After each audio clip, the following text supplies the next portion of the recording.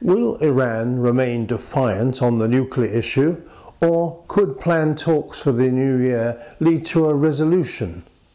And is the new Obama strategy for Afghanistan sustainable?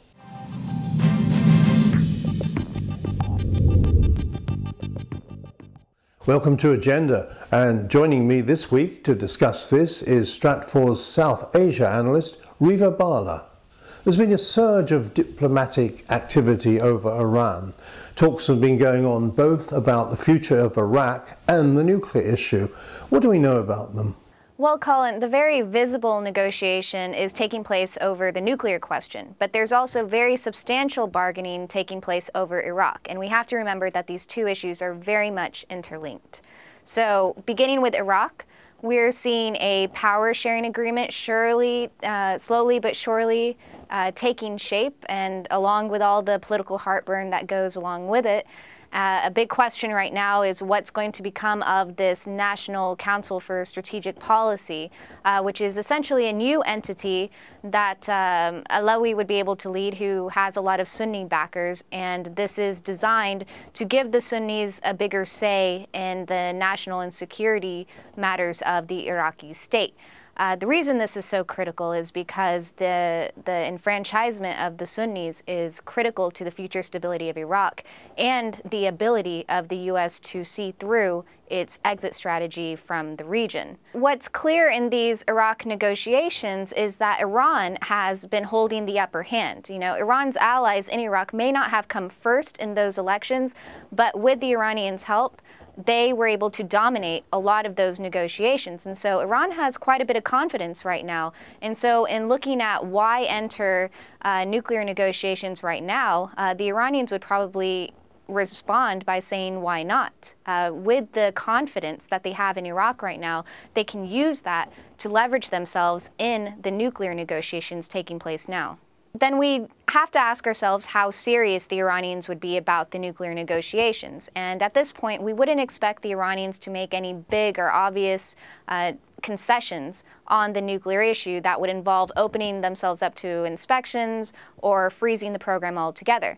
That said, the Iranians can use the confidence that they hold in Iraq to negotiate for some better terms on the nuclear question to try to ease sanctions and reduce the threat of a military attack. Are there countries other than the United States involved in these talks? They do. So in this process, you know, the Iranians are going to have a lot of time-buying tactics. They're going to try to reshape the negotiating atmosphere by involving the Turks.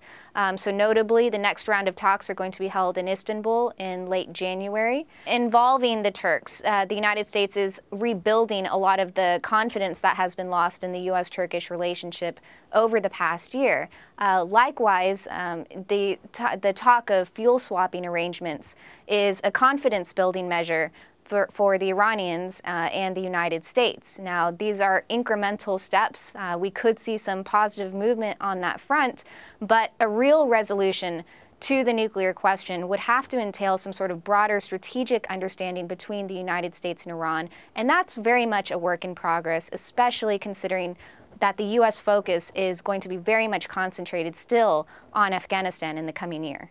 Can we turn now to the White House review of the future of Afghanistan? There does seem to be a difference between what the Obama administration is saying and what the intelligence community is saying. And this especially seems to be the case over Pakistan. As we expected, the strategy review doesn't mark any big shift in the counterinsurgency effort that the United States is pursuing in Afghanistan. And you know, that's expected given that the U.S. is concentrating its best military assets in many of the Taliban strongholds in southern Afghanistan right now. Now, I think the question moving forward is the sustainability factor. So while the United States is prepping the battlefield for negotiation, focusing on the military aspects of this war, will the United States be able to provide enough local governance through the Afghans to sustain the gains that have been made thus far?